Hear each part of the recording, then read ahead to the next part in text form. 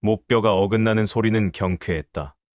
툭 하고 젖은 가마니처럼 쓰러지는 감시자의 시체를 한우는 무심하게 내려다보았다. 방금 전까지 채찍을 휘두르던 사내의 눈에는 자신이 죽었다는 사실조차 인지하지 못한 경악이 서려 있었다. 한우는 피 묻은 손을 자신의 누더기에 대충 문질러 닦았다. 비릿한 피 냄새와 만마굴 특유의 썩은 내동댕이가 뒤섞여 코끝을 찔렀지만 그는 오히려 입가에 비틀린 미소를 띄었다. 지옥 같은 회기였다. 하지만 이번엔 사냥개가 아니라 사냥꾼으로 돌아왔다. 이게 무슨... 옆에서 곡괭이를 들고 떨고 있던 노비 하나가 헛구역질을 하며 물러났다. 한우는 대답하지 않았다. 대답할 가치도 없었다. 이곳은 마교의 오물 처리장인 만마굴이다. 살아서 나가는 자보다 시체가 되어 나가는 자가 더 많은 곳. 전생에 그는 여기서 10년을 굴렀다. 뼈가 깎이고 살이 터져나가는 고통 속에서 개처럼 기어 살아남았다. 그리고 마침내 교주의 그림자가 되어 천하를 피로 물들였으나 돌아온 것은 믿었던 형제들의 칼날이었다. 한운의 시선이 동굴의 북쪽 벽면, 거대한 암석이 툭 튀어나온 어두운 구석을 향했다. 저 뒤이다. 전생의 대폭발 당시 우연히 무너진 벽면 뒤에서 뿜어져 나오던 서늘하고도 영롱한 기운을 그는 기억하고 있다. 만년 화음석. 무공을 익히는 자들에게는 천금보다 귀한 영물이며 마교의 마공을 극대화해주는 금단의 보석이다. 아직은 아무도 모른다. 마교의 장로들도, 이곳을 관리하는 악질적인 감시자들도, 오직 배신당해 죽었다 살아온 한운만이 이 지하에 숨겨진 거대한 금맥의 위치를 알고 있었다. 야, 미친 개. 방금 소리 뭐야? 동굴 입구 쪽에서 굵직한 목소리가 들려왔다. 감시 조장 장칠이었다. 그는 쇠사슬이 달린 철퇴를 질질 끌며 다가오고 있었다. 장칠의 뒤로 대여섯 명의 하급 무사들이 살기를 뿜으며 따라붙었다. 평소라면 한우는 바닥에 머리를 박고 자비를 구했을 것이다. 하지만 지금의 한우는 달랐다. 그의 단전은 비어 있었으나 뇌리에 새겨진 무악의 경지는 이미 인간의계를 넘어선 상태였다. 장칠이 바닥에 널브러진 부하의 시체를 발견하고 멈춰섰다. 그의 얼굴이 험악하게 일그러졌다. 내 놈이 미쳤구나. 감히 마교의 무사를 죽여. 장칠이 철퇴를 휘둘렀다. 웅 소리를 내며 공기를 가르는 철퇴는 노비의 머리통쯤은 수박처럼 박살낼 위력이었다. 한운의 눈앞에 선택의 순간이 왔다. 지금 바로 장치를 죽이고 이 소동을 키울 것인가? 아니면 일단 굴복하는 척하며 뒤를 도모할 것인가? 하지만 한운은 알고 있었다. 여기서 굴복하면 만년 화음석을 채굴할 시간을 놓친다. 그리고 장치 같은 피라미에게 낭비할 자비는 전생에 이미 다 써버렸다. 선택은 짧았고 결과는 잔인했다. 한운이 땅을 찼다. 무공도, 내공도 없는 몸이었지만 근육의 움직임을 최소화하고 급소만을 노리는 움직임은 기괴할 정도로 빨랐다. 철퇴가 한운의 머리칼을 스치며 바닥을 지지겼다. 그 찰나의 틈을 타 한운이 장칠의 품 안으로 파고들었다. 첫 번째 대가는 내 목숨이다. 한운의 손가락이 장칠의 후두를 정확히 파고들었다. 꺼 하는 비명조차 나오지 못한 채 장칠의 거구가 뒤로 넘어갔다. 한우는 멈추지 않았다. 장칠이 떨어뜨린 단검을 낚아채듯 잡아 뒤따라오던 무사들의 미간을 차례로 꿰뚫었다. 1초에 한 명. 단 5걸음을 옮기기도 전에 동굴 안에는 정적이 찾아왔다. 바닥은 순식간에 피바다가 되었다. 살아남은 노비들은 공포에 질려 구석에 처박혀 신음했다. 그들에게 한우는 구원자가 아니었다. 장칠보다 더 지독하고 미친 악귀일 뿐이었다. 한우는 피 묻은 단검을 바닥에 던지고 만년 화음석이 숨겨진 벽면으로 다가갔다. 전생에 익혔던 파쇄공의 구결을 머릿속으로 굴렸다. 내력이 없으면 진동으로 부순다. 쾅! 정확한 타격점에 주먹을 내지르자 거대한 암석에 금이 가기 시작했다. 그리고 그 틈새로 푸르스름한 안개와 함께 압도적인 연기가 쏟아져 나왔다. 평범한 사람이 한 조각만 먹어도 평생의 부를 누릴 수 있는 만년 화음석이 거대한 광맥을 이루고 있었다. 한우는 광맥 속에서 가장 빛나는 핵을 손에 쥐었다. 차가운 냉기가 전신을 타고 흘렀다. 이 정도면 충분하다. 마교의 추적을 따돌리고 천하를 뒤흔들 자본을 만들기에 이보다 완벽한 시작은 없다. 그는 광맥의 일부를 챙겨 품에 넣고는 동굴 밖을 향해 걸음을 옮겼다. 지나가는 길에 그는 아까 떨고 있던 노비에게 다가갔다. 노비는 오줌을 지리며 빌었다. 자, 살려주세요. 아무 말도 안 하겠습니다. 한우는 그의 어깨를 툭 쳤다. 그리고 노비의 손에 화음석 조각 하나를 쥐어주었다. 이걸 들고 도망쳐라. 그리고 세상에 알려. 만마골의 미친 개가 지옥에서 돌아왔다고. 이것은 단순한 자비가 아니었다. 미끼였다. 마교가 화음석의 존재를 알게 되고 이 노비를 쫓는 동안 한우는 더 먼 곳으로 사라질 것이다. 그리고 이 소문은 무림의 탐욕스러운 자들을 이곳으로 불러 모을 촉매가 되리라. 동굴 밖으로 나오자 차가운 밤 공기가 폐부를 찔렀다. 저 멀리 마교의 거대한 본산인 흑천궁의 실루엣이 보였다. 전생에 자신의 집이었고 동시에 무덤이었던 곳. 한우는 그곳을 향해 침을 내뱉었다. 기다려라. 너희가 그토록 숭상하는 마교도 그 잘난 무림맹도 전부 내 발 밑에서 파산하게 만들어주지. 그의 등 뒤로 만마골이 무너져 내리는 굉음이 들려왔다. 광맥의 균형을 무너뜨려 증거를 인멸한 것이다. 이제 한운의 손에는 세상을 살 수도 죽일 수도 있는 첫 번째 자본이 들려 있었다. 하지만 그는 알고 있었다. 이 화음석이 가져올 피해의 대가는 이제 시작일 뿐이라는 것을. 그리고 자신의 신분 속에 숨겨진 진짜 악마 같은 진실이 아직 어둠 속에서 숨을 죽이고 있다는 사실을. 한운의 눈동자가 광기에 젖어 번뜩였다. 이제 사냥개가 아니라 만인을 거느릴 상황의 길로 첫 발을 내디뎠다. 이 약재를 전부 사겠다고 제정신인가? 암흑가의 뒷골목, 썩은 생선 내장보다 고약한 냄새가 진동하는 만물상 주인이 눈을 가늘게 떴다. 그의 앞에는 누더기를 대충 걸친 소년, 한운이 서 있었다. 한운이 탁자 위에 던져놓은 것은 만마골에서 챙겨온 만년 화음석의 파편이었다. 그 푸른 빛이 어두컴컴한 가게 안을 비추자 주인의 호흡이 거칠어졌다. 이건 마교의 금기 영물이 아닌가? 이걸 어디서? 질문은 돈을 받지 않는 자들의 전유물이다. 내놓으라면 내놓아. 한운의 목소리는 얼음장처럼 차가웠다. 그가 지목한 것은 시장에서 잡초 취급을 받는 마른 잎 펼초와 썩은 뿌리 삼들이었다. 지금은 아무도 거들떠보지 않지만 석 달 뒤 중원의 대역병이 돌기 시작하면 황금보다 비싸질 약재들이다. 전생의 기억은 한운에게 완벽한 투자 지도가 되어주었다. 전부 내놔. 한 뿌리도 남김없이. 한운은 헐값에 쏟아져 나온 금기 영약들과 미래의 귀물들을 쓸어 담았다. 그의 손에 쥐어진 화음석 한 조각이 수천 배의 가치로 변하는 순간이었다. 하지만 이 거대한 물량을 유통하고 관리할 개가 필요했다. 한우는 발걸음을 옮겼다. 천하에서 가장 큰 상단 중 하나이지만 현재 후계 구도로 진흙탕 싸움이 벌어지고 있는 곳. 바로 만전상단이었다. 상단의 비밀 별채는 삼엄한 경비에 둘러싸여 있었다. 한우는 정문으로 당당히 걸어 들어갔다. 멈춰라. 이곳이 어디라고 발을 들이느냐.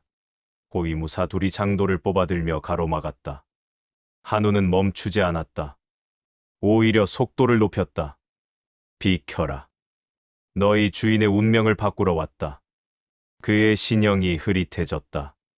전생의 마교 그림자 호위대장이 익혔던 보법, 무영보가 누더기를 걸친 소년의 몸에서 재현되었다.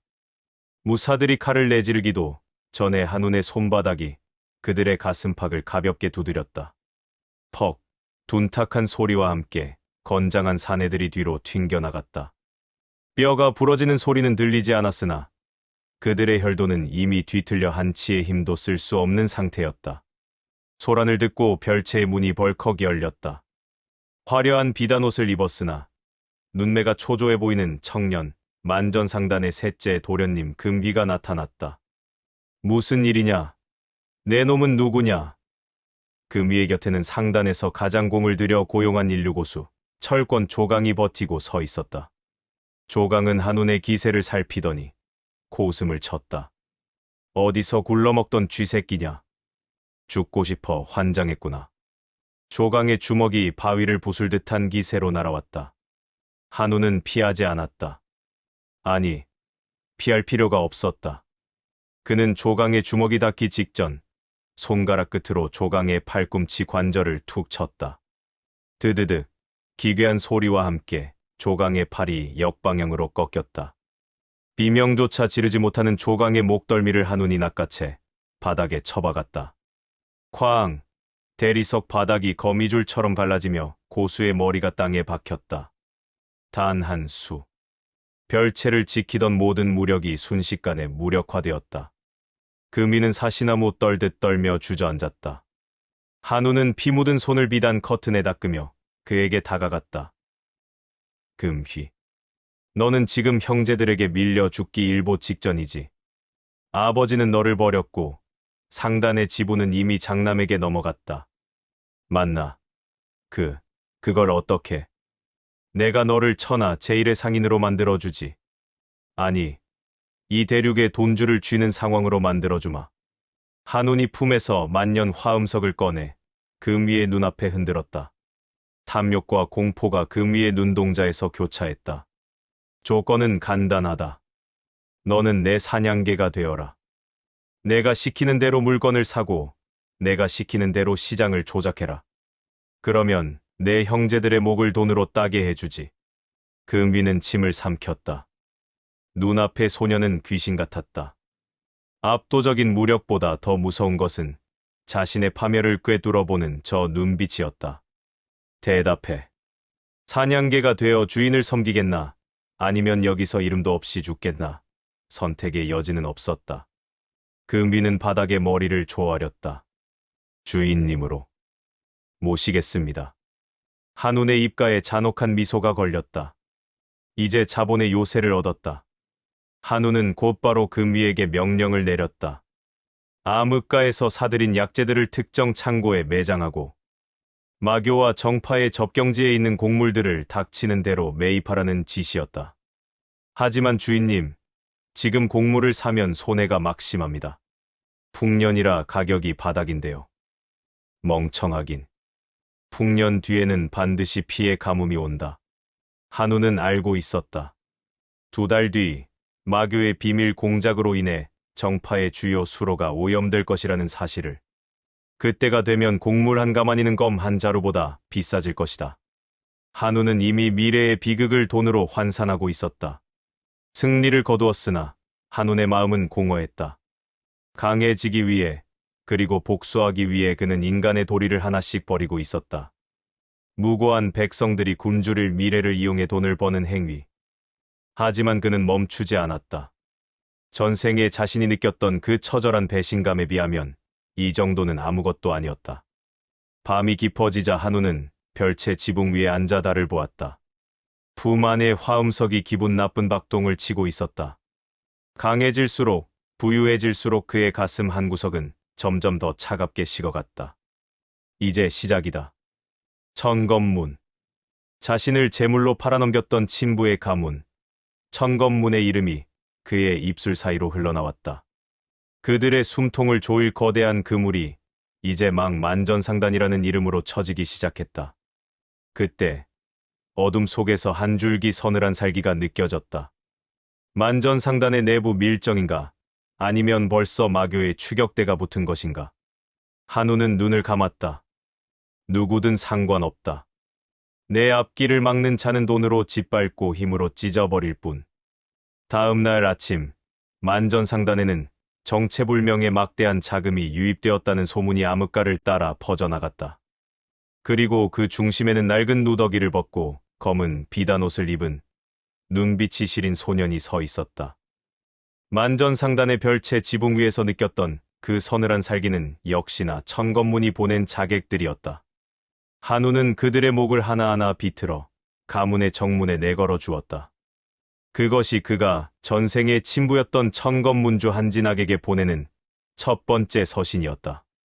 그리고 보름 뒤 한우는 낡은 도포 대신 칠흑 같은 비단 옷을 입고 천검문의 장엄한 대문을 마주했다. 가문의 위세는 예전 같지 않았다.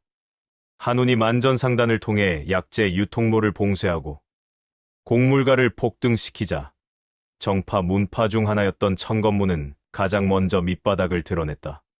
제자들은 굶주림에 떠났고 남은 고수들은 수련에 필요한 영약을 구하지 못해 내공이 퇴보하고 있었다. 한우는 비웃음을 흘리며 문 안으로 발을 들였다. 만전상단에서 오신 투자자분이십니까? 천검문의 집사가 허리를 굽히며 그를 맞이했다. 가문에 사생하였던 자신을 개처럼 끌어내던 자였다. 한우는 대답 대신 금괴가 가득 든 상자를 발로 툭 밀어 던졌다. 탐욕으로 번들거리는 집사의 눈을 뒤로하고 그는 가문의 정청으로 향했다. 그곳에는 한진학이 초췌한 안색으로 앉아 있었다. 검이 부러지는 소리는 비명보다 처절했다. 천검문의 문주이자 한운의 친부인 한진학은 믿을 수 없다는 듯 자신의 부러진 검신을 쳐다보았다. 중원에서 가장 예리하다 칭송받던 천검의 조각들이 바닥에 흩뿌려졌다. 그 앞에는 검은 갓을 깊게 눌러 쓴 산에 한운이 여유롭게 서 있었다. 이게 대체 무슨 검모냐? 우리 가문의 비전 검법을 어떻게 이리 쉽게? 한진학의 목소리가 떨렸다. 그는 지금 자신의 앞에 선자가 10년 전 마교의 제물로 팔아넘겼던 사생아라는 사실을 꿈에도 모른다. 그저 만전상단에 자금줄을 쥐고 나타난 거대 투자자 운이라는 가짜 이름만을 알고 있을 뿐이었다. 현재 천검문은 파멸 직전이었다. 한운이 만전상단을 통해 시장의 모든 영약을 싹쓸이한 탓에 문도들의 수련에 필요한 약재가 끊긴 지 오래였다. 무너져가는 문파를 살리기 위해 한진학은 지푸라기라도 잡는 심정으로 한운에게 거액의 자금을 빌렸다. 그리고 오늘 그 담보로 내걸었던 천검문의 비전 무공서와 영지가 한운의 손에 넘어가기 직전이었다. 문주님, 약속한 기한이 오늘 정오까지였던 것으로 기억합니다만. 한운의 목소리는 소름 끼칠 정도로 차분했다. 그는 한진학이 휘둘렀던 검의 궤적을 비웃듯 손가락으로 허공을 그었다. 천검문의 검법은 화려하나 실속이 없지. 초식의 세 번째 연결 부위가 너무 길어. 거기서 기운이 샌단 말이야. 이런 삼류 검법을 담보로 돈을 빌려준 내가 바보였나 싶군. 내 놈이 감히 우리 문파의 무공을 능멸하느냐. 분노한 한진학이 다시 한번 달려들었다. 내공을 끌어올려 뿜어내는 검기는 제법 위력적이었다. 하지만 한운의 눈에는 느려 터진 벌레의 움직임과 다름없었다. 전생에서 그는 마교의 암살자로 구르며 정파 고수 수백 명의 목을 쳤다. 천검문의 초식 따위는 눈을 감고도 파회할 수 있었다. 한운이 한 걸음 내디뎠다. 그의 신형이 환영처럼 갈라지며 한진학의 품 안으로 파고들었다. 퍽! 손날이 한진학의 손목을 정확히 타격했다. 짧고 간결한 충격이었지만 그 안에는 화음석의 냉기와 전생의 투기가 응축되어 있었다. 한진학의 비명이 별채를 울렸다. 검을 쥔 손의 뼈가 으스러지며 검이 바닥으로 떨어졌다. 선택하십시오.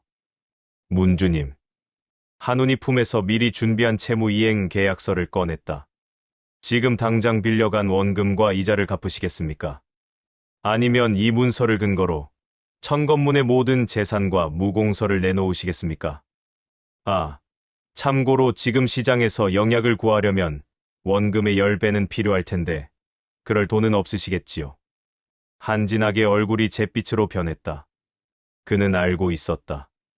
이 계약의 도장을 찍는 순간 조상대대로 내려온 문파가 사라진다는 것을. 하지만 당장 내일이면 빚쟁이들이 문파로 들이닥쳐 제자들을 끌고 갈 판이었다.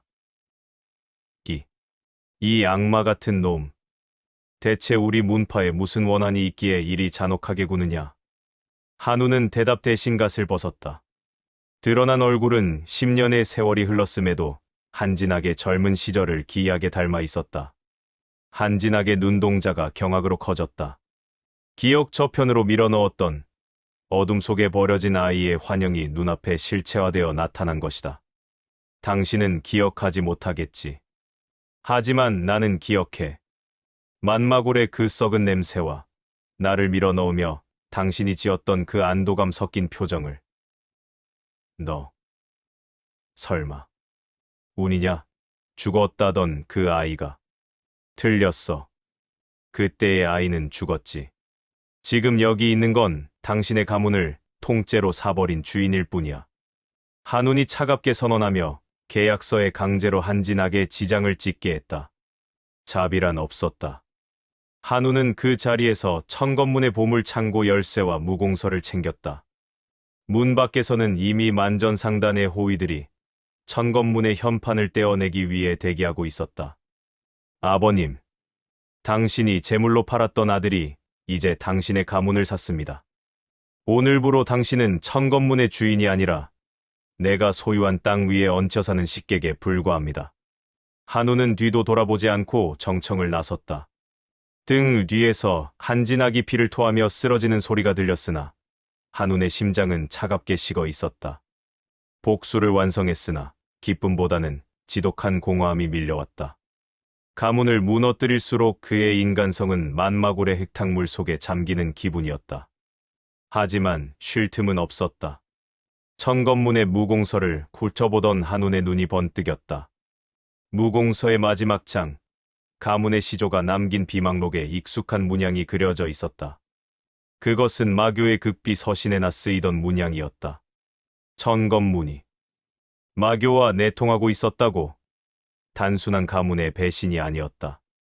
자신을 마교로 보낸 것이 단순히 입을 줄이기 위한 방편이 아니라 더 거대한 음모의 일부였음을 암시하고 있었다. 한우는 무공서를 움켜쥐었다. 진실이 더러울수록 내가 갚아줄 대가도 커지겠지. 하늘에선 비가 내리기 시작했다. 천건문의 현판이 땅바닥에 떨어져 빗물에 젖어갔다. 한우는 이제 무림 전체를 상대로 한 거대한 도박을 준비하기 위해 말에 올랐다. 다음 목표는 무림의 숨통, 약재 시장의 대공황이었다. 그가 떠난 자리에는 무너진 명문가의 비명만이 빗소리에 섞여 흩어졌다. 이제 무림은 칼이 아닌 한운이 휘두르는 보이지 않는 돈의 검에 의해 조금씩 갈기갈기 찢겨나가고 있었다. 목줄을 쥔 손에 힘을 주자 중원 전체가 꺽꺽대며 비명을 질렀다. 정파의 성지로 불리는 숭산 아래 객잔들마다 피를 토하며 쓰러진 무인들이 영약을 구하지 못해 속절없이 죽어나갔다. 한우는 만전상단의 창고에 쌓인 거대한 약재 더미를 보며 차갑게 식은 찻잔을 만지작거렸다. 이미 중원의 모든 약재 유통로는 차단되었고 오직 한운의 허락을 받은 자만이 숨을 쉴 자격이 있었다. 주인님, 청운건문과 대도방에서 사절이 왔습니다. 제발 약재를 조금이라도 나누어 달라고 문 앞바닥에 머리를 박고 피를 흘리고 있습니다. 금위가 보고하며 몸을 떨었다. 불과 몇 달 전까지만 해도 거만하게 굴던 문파들이 이제는 한운의 발치에서 구걸하는 사냥개로 전락해 있었다. 한운은 대답하지 않았다. 그는 알고 있었다. 여기서 약재를 풀어주는 순간 자신이 쌓아올린 공포의 탑이 무너질 것이라는 사실을. 돌려보내라. 아니, 그들이 가진 비전 무공서의 원본을 가져오면 생각해보겠다고 해. 하지만 주인님, 무공서의 원본을 넘기는 것은 문파의 명주를 끊는 것과 같습니다. 그들이 그런 선택을 할 수 있을까요? 선택은 그들의 몫이 아니다. 죽음과 굴욕 중 무엇이 더 나쁜지 고통 속에서 직접 깨닫게 하는 것이 내 방식이다. 한운의 말은 곧 법이었다. 약재가 끊기자 정파의 내공 수련은 멈추었고 부상자들은 상처가 썩어 들어가는 고통 속에 방치되었다. 반면 한운에게 미리 무릎을 꿇고 충성을 맹세한 하급 문파들은 넘쳐나는 영약을 받아먹으며 급격히 세력을 불리기 시작했다. 무림의 질서가 뿌리째 뒤흔들리고 있었다. 이런 행보에 가장 거세게 반발한 것은 철권문이었다. 그들은 무림맹의 지지를 등에 업고 만전상단의 약재 창고를 무력으로 탈취하겠다며 1000명의 무사를 이끌고 나타났다. 돈으로 무림을 사려 하다니 천박한 장사치 놈의 목을 치고 억눌린 무림의 정의를 되찾겠다. 철권문의 문주 조진강이 포효하며 창고 정문을 부수고 들어왔다. 그러나 그를 기다리고 있는 것은 수천 명의 무사가 아니라 단 한 명의 소년이었다. 한우는 칠흑 같은 어둠 속에 앉아 그들을 맞이했다. 정의라. 그 가당치 않은 말로 내 창고를 털러왔나? 닥쳐라. 내 놈 때문에 수많은 의협이 약을 구하지 못해 고사하고 있다. 이 죄를 죽음으로 갚아라. 조진강의 주먹이 공기를 찢으며 날아왔다. 철권문의 정수이자 바위도 가루로 만드는 강렬한 일격이었다. 하지만 한운의 신형은 나비처럼 유려하게 그 궤적을 벗어났다. 한운은 내공을 끌어올리는 대신 전생에 익혔던 마교의 금기 보법인 천마유영보를 전개했다. 퍽! 한운의 손가락이 조진강의 명치를 스쳤다. 단 한 번의 접촉이었지만 조진강의 전신 근육이 기괴하게 뒤틀리며 비틀거렸다. 한우는 멈추지 않고 그의 사지혈도를 순식간에 난타했다. 짧고 간결한 기술명, 혈류붕괴. 조진강의 혈관이 터져나오며 피부 위로 검은 피가 솟구쳤다. 차원이 다른 강함이었다. 한우는 단전에서 뿜어져 나오는 화음석의 진기만으로 주위 수십 명의 무사를 압사시키듯 눌러버렸다. 무기를 들고 있던 무사들이 하나둘씩 무릎을 꿇으며 피를 토했다. 너희가 믿는 정의는 돈 앞에서 얼마나 약한가. 조진강, 내가 호언장담하던 정의의 값어치는 고작 이 약재 상자 몇 개보다 못하구나. 한우는 조진강의 머리채를 잡고 끌어당겼다. 그리고 그의 눈앞에서 귀하디귀한 만년삼 한 뿌리를 손가락으로 으깨버렸다. 보아라. 너희가 죽어라 구걸하던 것이 내 손 안에서 쓰레기가 되는 모습을. 저항의 대가는 문파의 멸문이다. 그날 밤 철권문은 지도상에서 사라졌다.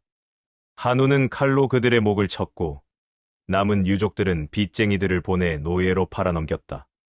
칼로는 육신을 죽이고 돈으로는 영혼과 가문의 역사마저 지워버리는 한운의 방식에 무리민들은 진정한 공포를 느끼기 시작했다. 인식은 전복되었다. 정파의 명분은 배고픔 앞에 무력했고 마도보다 더 지독한 한운의 상술은 오히려 가장 정직한 생존의 법칙으로 받아들여졌다. 옳은 길을 걷던 자들이 가장 먼저 굶어 죽고 비굴하게 무릎을 꿇은 자들이 부를 누리는 세상. 한우는 그 기괴한 풍경을 보며 홀로 술을 들이켰다. 강해질수록 그리고 더 많은 돈을 손에 쥘수록 그의 심장은 점차 감각을 잃어갔다. 복수를 위해 시작한 일이었지만 이제 그가 걷는 길은 피와 금전으로 뒤덮여 돌아갈 수 없는 낭떠러지와 같았다. 하지만 공허함 속에 머물 여유는 없었다. 주인님, 마교에서 움직이기 시작했습니다. 금 위의 보고에 한운의 눈이 번뜩였다. 단순히 탈주한 노비를 쫓는 수준이 아니었다. 마교 내부에서 한운의 막대한 자금력을 눈치챈 고위직들이 자신들만의 방식으로 이 부를 찬탈하려 음모를 꾸미고 있었다. 한운은 청건문에서 챙겨왔던 그 의문의 문양을 다시 떠올렸다. 청건문이 마교와 내통했던 진짜 이유.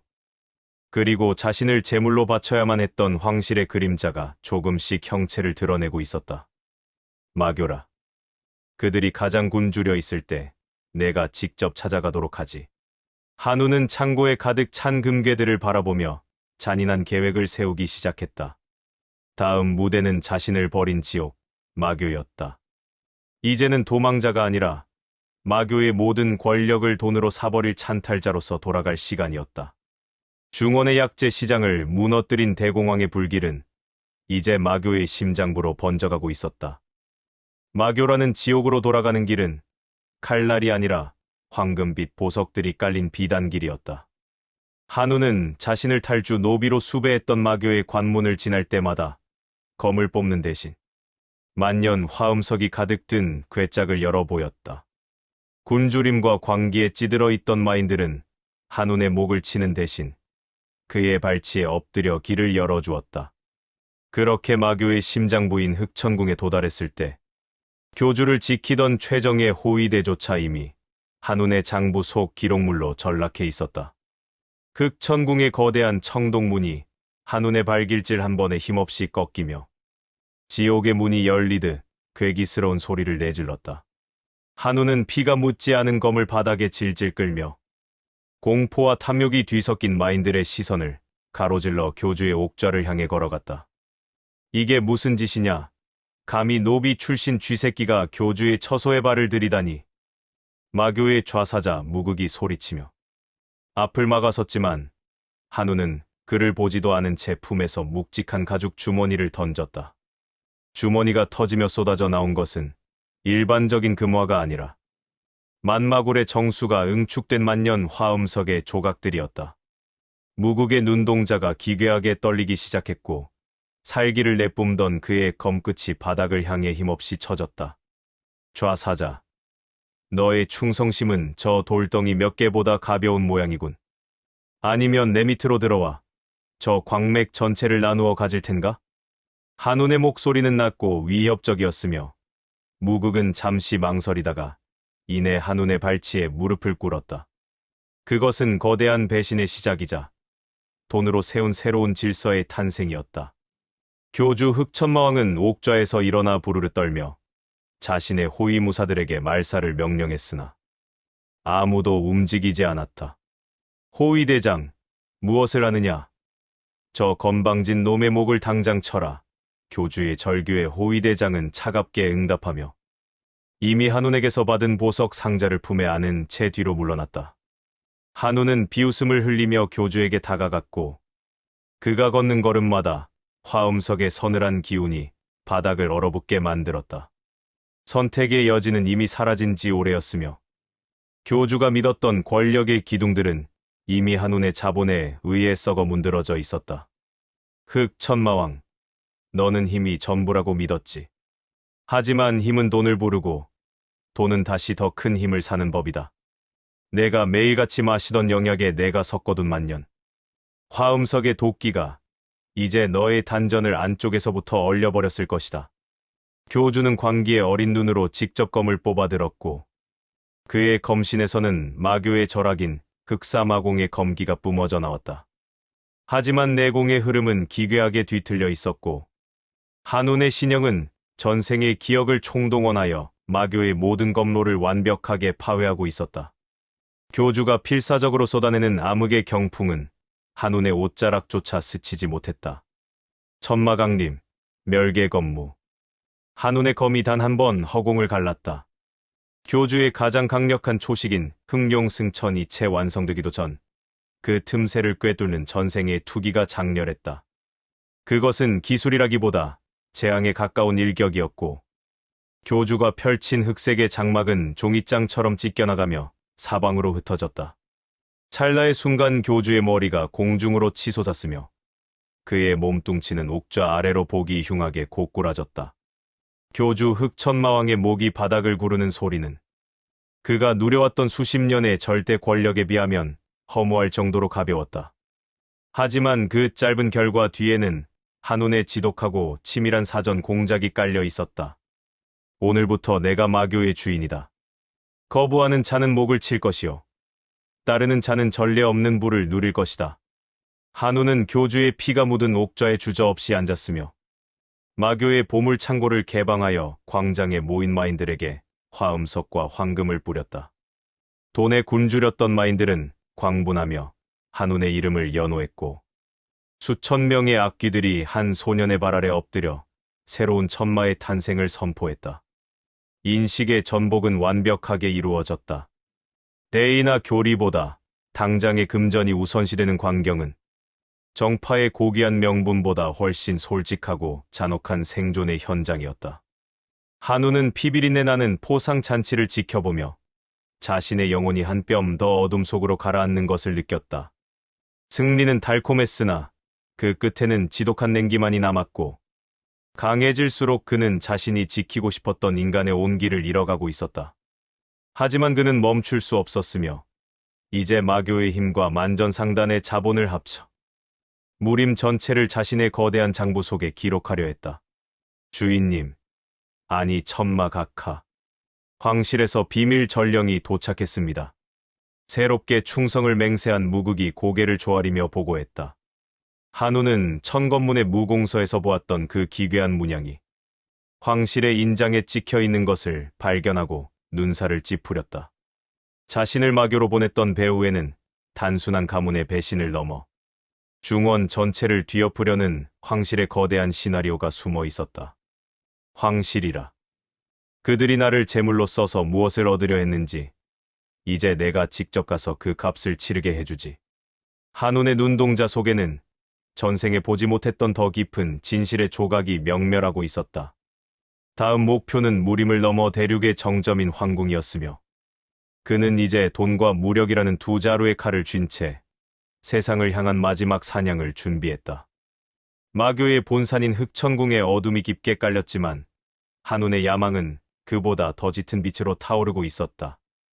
황실의 비밀 인장이 찍힌 서신을 태워버린 한운의 차가운 눈에는 제국이라는 거대한 사냥감을 낳기 위한 잔혹한 설계가 이미 완성되어 있었다. 그는 황궁으로 직접 검을 돌리기 전 자신의 등 뒤에서 명분을 외치며 칼을 갈고 있는 무림맹이라는 가시를 먼저 뽑아내기로 결심했다. 무림맹주 백운비가 정파의 자존심을 걸고 결성한 토벌연합군은 한운에게 단지 거대한 부채 덩어리들을 한 곳에 모아둔 장부의 목록에 불과했다. 무림맹주의 상징인 벼공령이 바닥에 떨어져 산산조각 났고 옥좌 뒤에 걸려있던 천하태평의 액자는 한운이 내뿜은 서늘한 진기에 갈기갈기 찢겨나갔다. 정파의 자존심이라 불리던 수천 명의 연합군이 한운을 토벌하겠다며 집결했으나 그들이 마주한 것은 적의 칼날이 아니라 텅 빈 식량 창고와 빚쟁이들의 독촉장이었다. 맹주님, 이제 그만 현실을 보시지요. 당신들의 고결한 정의는 오늘 아침 상인들이 회수한 보급권 한 장보다 가볍지 않습니까? 한우는 맹주 백운비의 면전에서 여유롭게 김이 모락모락 나는 찻잔을 들었으며 백운비는 분노로 온몸을 떨며 검을 뽑으려 애를 썼다. 하지만 그의 손목을 무겁게 누르는 것은 물리적인 힘이 아니라 자신의 문파가 짊어진 천문학적인 채무의 무게였다. 정파의 명분이라는 것은 배고픈 병사들의 처절한 원성 앞에서는 한낱 소음일 뿐이었다. 선택의 압박이 백운비의 숨통을 조여왔으며 지금 당장 한운의 목을 치면 무림맹의 자존심은 지키겠지만 그 순간 수백 개의 문파의 본사는 만전상단의 압류로 인해 길바닥에 나앉게 된다. 반대로 무릎을 꿇으면 가문과 문파는 보존하겠지만 정파의 역사는 오늘로 끝이 나기에 지식이 있어도 천하를 호령하던 무의가 있어도 이 잔혹한 자본의 그물 앞에서는 누구를 버릴지 결정하는 것조차 고통스러운 일이었다. 이 비겁한 장사치 놈아, 무림의 대의를 어찌 돈으로 더럽힌단 말이냐. 대의라, 참으로 듣기 좋은 말입니다. 하지만 병사들이 먹을 죽 한 그릇도 마련하지 못하는 대의가 도대체 무슨 가치가 있습니까? 황실이 당신들을 이용해 나를 치려 했다는 사실을 정말 모르고 있었던 것은 아니겠지요. 한운의 냉소와 함께 무협적 폭발이 일어났고 참다 못한 무림맹의 호위 고수들이 한운에게 달려들었으나 한운은 자리에서 일어나지도 않은 채 화음석의 진기를 손끝에 모아 허공을 가볍게 튕겼다. 짧고 간결한 일격, 금전 파동이 장렬하자 달려들던 고수들의 발밑에서 금속 성질의 진기가 폭발하며 그들의 경맥을 순식간에 잠식했다. 피를 토하며 쓰러진 고수들의 품에서는 한운이 미리 손을 써둔 만전상단의 어음들이 우수수 쏟아져 나왔으며 압도적인 강함은 무력이 아니라 적의 내부를 이미 돈으로 썩게 만든 치밀함에서 증명되었다. 인식의 전복이 현장을 지배했으며 고결한 척하던 정파 문파들이 실상은 한운이 뿌린 저금리 자금에 중독되어 있었고 오히려 마교의 힘을 빌린 한운이 그들의 무능함과 위선을 낱낱이 파헤치고 있었다. 옳은 선택이라 믿으며 연합군에 합류했던 문주들은 이제 자신들의 정체가 한운의 장부 속에 적힌 일개 채무자에 불과하다는 사실에 절망하며 고개를 떨구었다. 승리는 확실했으나 한운의 눈빛은 더욱 서늘해졌고 무림맹을 무너뜨리고 천하의 돈줄을 쥐었음에도 그의 가슴 속 상처는 좀처럼 아물지 않았다. 이겨도 잃는 것이 더 컸으며 사람들의 공포를 자본으로 환산할수록 그의 인간성은 조금씩 깎여나가며 지독한 공허함만 남게 되었다. 복수는 달콤했으나 그 뒤에 남은 것은 피비린내 나는 금전의 냄새뿐이었고 모든 승리에는 그에 걸맞은 희생이 따르는 법이었다. 전쟁도 결국 돈으로 하는 겁니다. 맹주님, 당신은 이미 파산했으니 이제 이 땅의 모든 산천과 무공은 내 장부 속으로 귀속될 것입니다. 한우는 백운비의 발치에 마지막 통첩장을 던지고 자리를 떴으며 맹주실을 나오는 그의 뒤로 황실에서 보낸 비밀 자객들이 어둠 속에서 움직였다.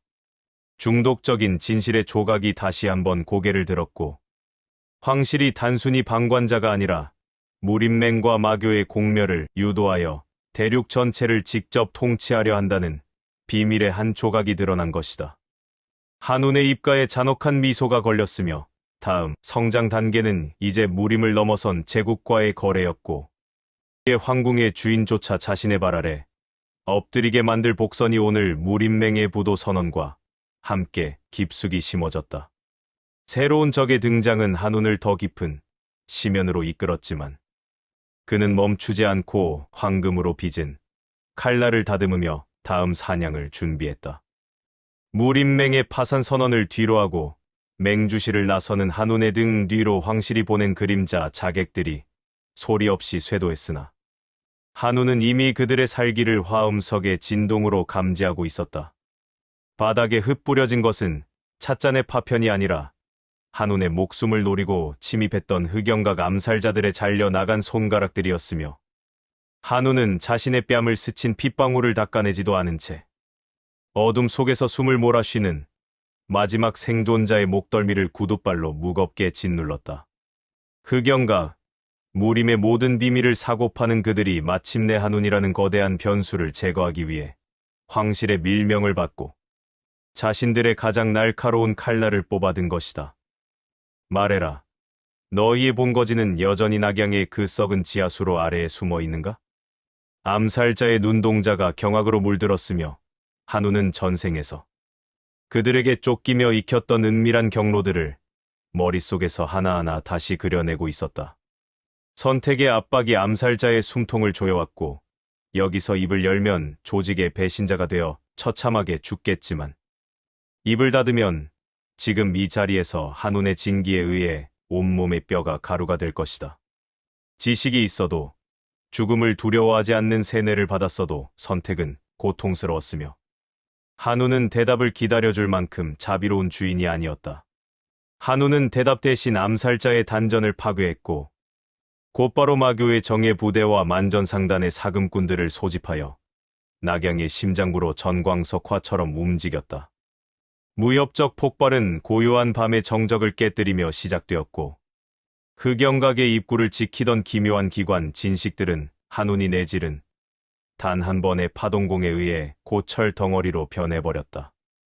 압도적인 순간 한운의 신형은 그림자보다 빠르게 움직이며 흑영각의 내부로 파고들었으며 암흑과 고수들이 펼치는 연합 공격은 그의 소매 자락조차 스치지 못했다. 그림자 붕괴. 한운의 손끝에서 뿜어져 나온 화음석의 정수가 지하 공간의 공기를 순식간에 얼려버렸고 퇴로를 차단당한 정복군들은 자신들이 평생 모아온 기밀 문서 더미 위로 피를 쏟으며 쓰러졌다. 위기가 해결되자마자 더 큰 충격이 한운을 기다리고 있었으니 흑영각의 가장 깊은 금고 안에서 발견된 것은 단순한 정보 자산이 아니라 천도라는 문양이 새겨진 황금 주괴들이었다. 인식의 전복이 한운의 뇌리를 강하게 강타했으며 무림의 정보를 독점하며 중립을 지키는 척했던 흑영각은 사실 신비조직 천도의 자금줄이자 꼭두각시에 불과했다. 정파가 정의를 외치고 마도가 힘을 숭상할 때 천도는 보이지 않는 곳에서 경제와 정보를 통제하며 무림 전체를 거대한 실험장으로 사용하고 있었던 것이다. 믿었던 정보의 근간이 흔들리는 타이밍에 흑영각의 각주가 한운 앞에 무릎을 꿇으며 자신의 진짜 정체가 황실의 밀명을 받은 내관이었음을 고백했다. 이겨도 잃은 것이 더 컸으며 한우는 흑영각의 모든 정보망을 자신의 손안에 넣었으나 그 과정에서 수많은 무고한 정보원들의 목숨을 제물로 바쳐야만 했다. 강해질수록 그의 인간성은 얼어붙은 화음석처럼 차갑게 식어갔고 복수를 위해 흑영각을 짓밟았으나 가슴 속에는 해소되지 않는 지독한 공허함과 냉기만이 맴돌았다. 모든 승리에는 희생이 따랐고 한우는 이제 자신이 사냥개에서 상왕으로 거듭나기 위해 얼마나 많은 피를 손에 묻혀야 하는지 절감하며 입술을 깨물었다. 이 무공서들을 모두 상단 호위대에게 배포해라. 이제 우리는 단순히 돈을 지키는 상인이 아니라 천하의 정보를 지배하는 어둠의 주인이 될 것이다. 한우는 흑영각이 숨겨두었던 고대의 금기, 무공서들을 망설임 없이 부하들에게 나누어 주며 전력의 극대화를 꾀했다. 중독적인 진실의 조각이 문서의 마지막 장에서 발견되었고 천도가 노리는 최종 목표가 단순한 무림 제패가 아니라 고대 지존의 부활을 위한 거대한 제천 의식임을 암시하고 있었다. 다음 성장 단계는 이제 천도의 실체를 추적하여 그들의 뿌리를 뽑아내는 것이었으며 새로운 적의 등장은 한운을 더욱 거칠고 위험한 전쟁터로 몰아넣었다. 세상의 비밀 한 조각을 손에 쥐었지만 그것은 동시에 한운의 목숨을 노리는 수만 개의 칼날을 불러 모으는 저주와도 같았다. 황궁 지하에서 터져나올 거대한 음모의 복선이 오늘 흑영각의 멸망과 함께 차갑게 식은 지하 수로에 깊숙이 새겨졌다. 한우는 어둠 속에서 홀로 타오르는 눈동자로 다음 사냥터를 응시하며 자신의 장부에 기록될 다음 희생자의 이름을 천천히 적어 내려갔다. 황실의 상징인 용문양 인장이 선명하게 찍힌 극비 문서를 읽어내린 한운의 손끝에서 뿜어져 나온 화음석의 진기가 종이를 검은 재로 만들어 허공에 흩뿌렸다. 그것은 단순한 출생의 비밀이 아니라 제국의 근간을 뒤흔들 피의 저주였으며 한우는 자신이 정파 가문의 사생아가 아니라 황실의 권력 다툼 속에서 의도적으로 무림에 버려진 황자였다는 사실을 깨닫고는 광기 어린 실소를 터뜨렸다. 마당에 굴러다니던 황실 자객의 목을 짓밟아 으스러뜨린 한우는 자신의 혈관 속에 흐르는 고귀한 피가 사실은 수만 명의 백성을 제물로 바쳐 얻어낸 추악한 유산임을 직시하며 입가에 비릿한 미소를 띄었다. 용의 피가 흐른다고 해서 사냥개의 목줄이 풀릴 것이라 믿었다면 참으로 가련한 착각이로군. 나는 왕좌를 되찾으러 가는 것이 아니라 그 왕좌를 통째로 부수러 가는 것이다. 한운의 서슬퍼런 선언과 함께 대륙의 공기는 차갑게 얼어붙었고 그는 곧바로 만전상단과 흑영각의 정보망을 가동하여 제국 전체의 금리를 하룻밤 사이에 3배로 폭등시키며 황실의 경제적 숨통을 단숨에 조이기 시작했다. 선택의 압박이 황제와 고관들의 목을 조여왔으며 당장 금리를 내리지 않으면 제국의 재정이 마비되어 굶주린 군사들이 반란을 일으킬 것이고 금리를 유지하자니 이미 한운이 장악한 채권 시장에 국고 전체를 쏟아부어야 하는 파멸적인 진퇴양난에 빠졌다. 지식이 있어도 황궁의 권위가 있어도 이 잔혹한 자본의 굴레 앞에서는 누구의 목을 먼저 쳐서 국고를 채울지 결정하는 것조차 지독한 고통이었으며 한우는 그들이 비명을 지르는 소리를 배경음악 삼아 황궁의 정문을 향해 거침없이 말을 달렸다. 무협적 폭발은 황궁의 심장부로 향하는 주작대로 위에서 황실 최정의 호위대인 금이 500명이 한운을 가로막으며 터져나왔다. 그들은 신비 조직 천도와 결탁하여 인공적으로 만들어진 생체 병기들이었으며 고통을 느끼지 못하도록 신경이 끊긴 그들의 신체에서는 기괴한 약취와 함께 검은 도끼가 안개처럼 뿜어져 나왔다. 한우는 말에서 내리지도 않은 채 손가락을 가볍게 튕겨 허공의 습기를 날카로운 얼음 칼날로 응축시켰고 화음석에 진동을 실어 부채꼴 모양으로 광범위하게 방출했다. 용혈 파쇄. 한운의 일격은 짧고 간결했으나 결과는 잔혹했으며 금이 위 무사들의 갑주를 뚫고 들어간 진기가 그들의 내장을 안쪽에서부터 분쇄하여 바닥을 검은 피와 살점의 바다로 만들었다. 압도적인 순간, 한우는 차원이 다른 무위로 황궁의 외성벽을 단숨에 붕괴시켰고, 위기가 해결되자마자 천도에서 보낸 고대의 괴수들이 하늘을 가르며 내려왔으나, 한운의 눈에는 그것조차 비싼 값에 팔아치울 사냥감, 혹은 화음석의 재물에 불과했다. 괴수들의 거대한 발톱이 바닥을 지식일 때마다 한우는 그 움직임의 파동을 역으로 이용하여 괴수들의 신체를 내부에서부터 뒤틀어버리는 기괴하고도 강력한 무공을 선보이며 길을 열었다. 인식의 전복이 현장을 지배했으니 백성을 지키는 수호자라 자처하던 황실은 사실 천도라는 비밀 조직의 꼭두각시가 되어 인간을 괴물로 만드는 생체 실험을 자행하고 있었다. 오히려 마교의 힘을 빌리고 상단의 돈으로 무장한 한운이 그들의 위선을 낱낱이 파헤치며 정파의 고결함이 얼마나 썩어 문드러진 것인지 만천하에 폭로하여 황실의 정당성을 뿌리째 조롱했다.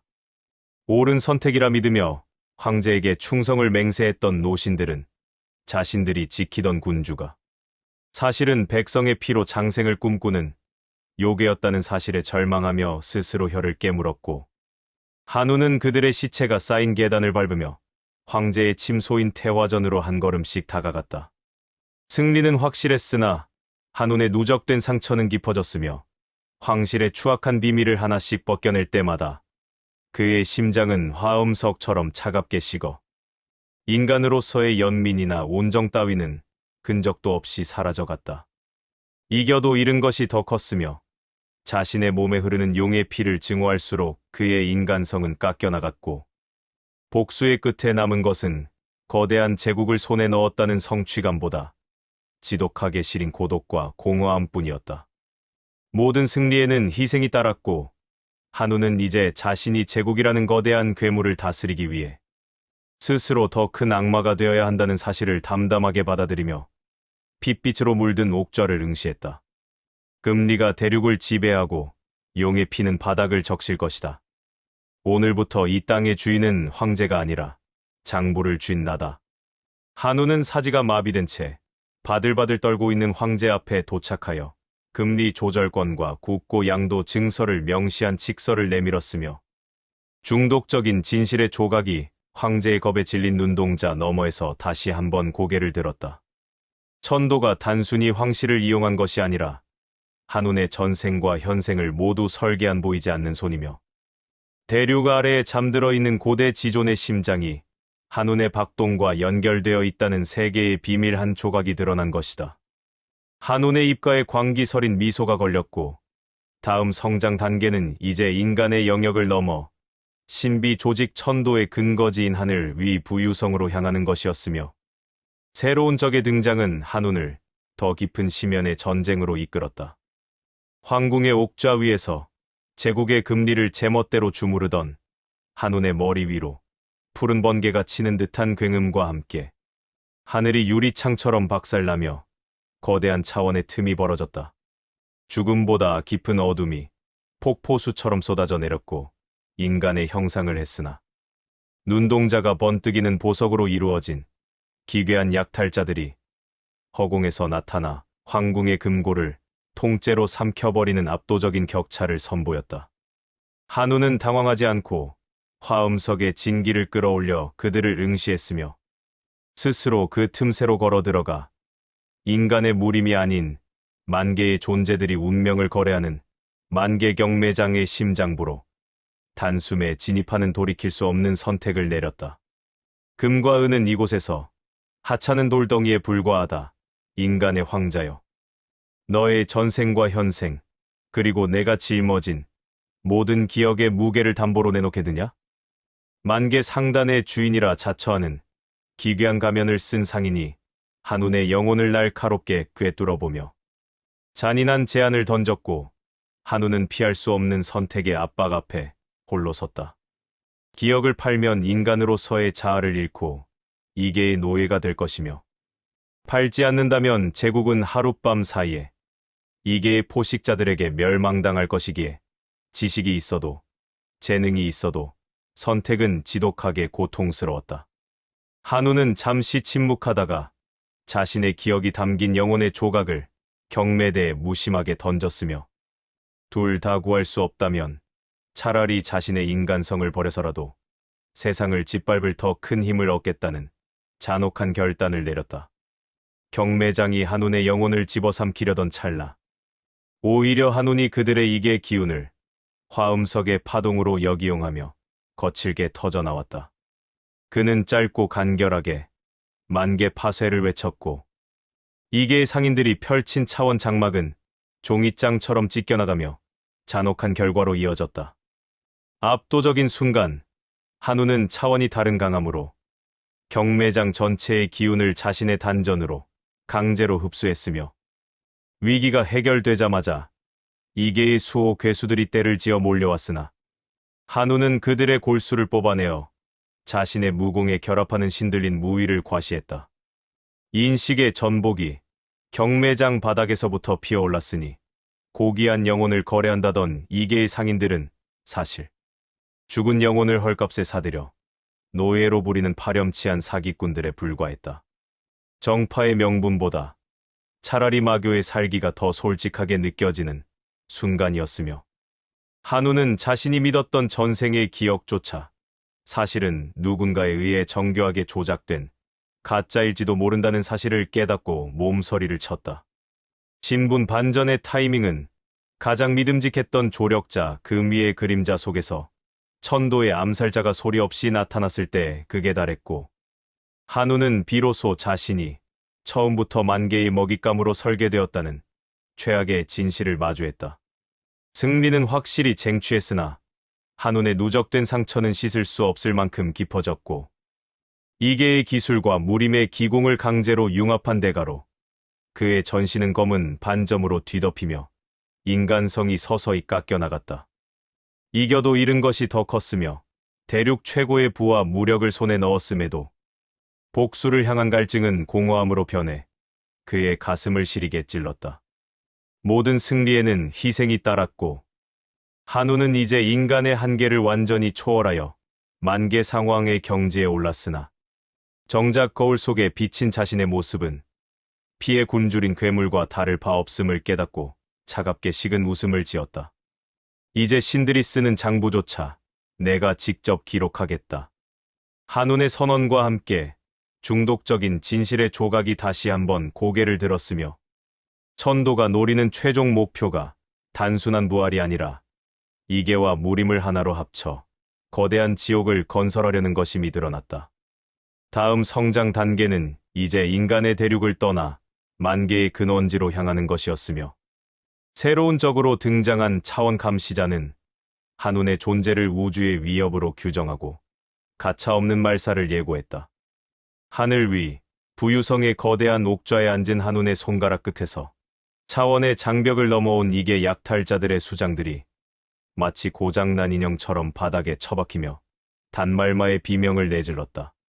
한우는 그들이 제물로 가져온 성스러운 유물들을 단 한 번의 진기 파동으로 가루로 만들어 버렸으며 약탈자들의 영혼 속에 새겨진 고대의 계약서들을 자신의 단전 안으로 강제로 흡수하여 만개의 모든 권능을 찬탈하는 압도적인 격차를 만천하에 선포했다. 설명은 필요 없었고 오직 부서지는 차원의 파편들이나 한운의 발치에 쌓여가는 이계 신들의 시체만이 새로운 시대가 도래했음을 알리는 유일한 신호였다. 너희의 운명은 이제 내 장부의 부채 항목에 불과하다. 지금 이 자리에서 소멸을 택하겠느냐, 아니면 영원토록 내 자본의 노예가 되어 인과율의 대가를 치르겠느냐? 한운의 냉혹한 질문 앞에 이계의 기록자들은 피할 수 없는 선택의 압박을 느끼며 공포에 질려 사시나무처럼 몸을 떨었다.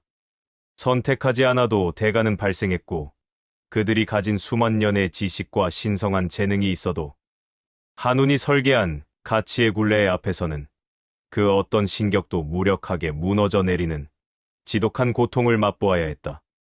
한운은 그들의 눈앞에서 그들이 수호하던 차원의 근원과 그들이 약탈했던 무림의 영혼 중 무엇을 먼저 파괴할지 결정하라는 잔인한 요구를 던졌으며 둘 다 구할 수 없는 극한의 상황 속에서 기록자들은 결국 자신들의 신성을 팔아치우는 굴욕적인 결단을 내렸다.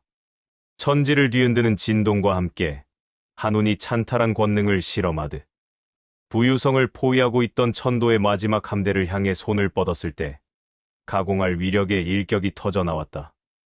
그는 짧고 명확하게 가치 소멸을 외쳤고 천도의 함대들이 뿜어내던 위협적인 법력과 기공은 그 존재의 가치를 상실한 채 대기 중에서 허무하게 증발하며 잔혹한 결과로 이어졌다.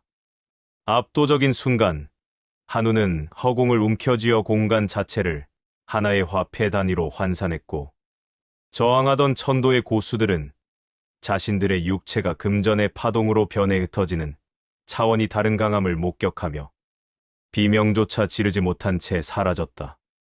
위기가 해결되자마자 과거 한운을 배신했던 인과율의 망령들이 실체화되어 덤벼들었으나 한운은 그들의 존재 이유 자체를 부도 처리하여 역사 속에서 완전히 지워버리는 기괴한 무위를 선보였다. 세상이 믿어온 상식이 처참하게 깨져나갔으니 전장이 된 하늘 아래로 고결한 정의를 수호한다던 정파의 성지들이 사실 천도의 자본을 세탁해주던 거대한 통로였음이 낱낱이 폭로되었다. 오히려 피해 굶주린 마인들이 한운이 설계한 새로운 생태계 아래에서 가장 정직하게 가치를 생산하는 기묘한 광경이 펼쳐졌고 지켜보던 자들의 도덕적 잣대는 뿌리째 흔들렸다. 신분 반전의 타이밍은 한운의 곁을 지키던 충복. 금위의 몸 안에서 천도의 창시자이자 한운의 전생을 설계했던 진짜 흑막의 의식이 깨어났을 때 극에 달했으며 한운은 자신이 가장 신뢰했던 자가 사실은 자신을 감시하던 살아있는 장부였다는 최악의 진실을 마주했다. 승리는 절대적이었으나 한운의 몸에 누적된 상처는 이제 육신을 넘어 영혼의 핵까지 파고들었고 강해질수록 그의 인간성은 얼어붙은 금속처럼 딱딱하게 굳어갔다. 이겨도 잃은 것이 더 컸으며 과거의 배신자들을 모두 소멸시키고 복수를 완성했음에도 그의 가슴 속에는 채워지지 않는 거대한 구멍이 뚫려 지독한 공허함만 맴돌았다. 모든 승리에는 인간성이라는 비싼 희생이 뒤따랐고 한우는 이제 만인의 가치를 결정하는 상황이 되었으나 정작 자신의 삶이 가진 가치는 단 한 푼의 가치도 느껴지지 않는 지독한 회의감에 젖어들었다. 이 세계의 가격은 오직 내가 정한다. 신들도 운명도 내 허락 없이는 단 한 줄의 역사도 기록할 수 없다. 한운의 오만한 선언과 함께 중독적인 진실의 조각이 부서진 금위의 눈동자 너머에서 다시 한번 고개를 들었으며 이 세계 자체가 사실은 거대한 상단의 시험장에 불과하다는 더 깊은 비밀이 드러났다. 한운은 자신을 올가매던 전생의 사슬과 천도의 설계를 비웃 단전에 모인 만 개의 진기를 폭발시켜 자신을 감시하던 모든 인과율의 장부를 불태워버렸다. 이제 그는 누구의 도구도 실험체도 아닌 스스로가 곧 법이자 유일한 가치가 되었고 핏빛으로 물든 하늘 아래 모든 소음이 잦아든 고요 속에서 오직 상황의 마지막 장부를 덮는 서늘한 마찰음만이 중원의 끝을 고하고 있었다.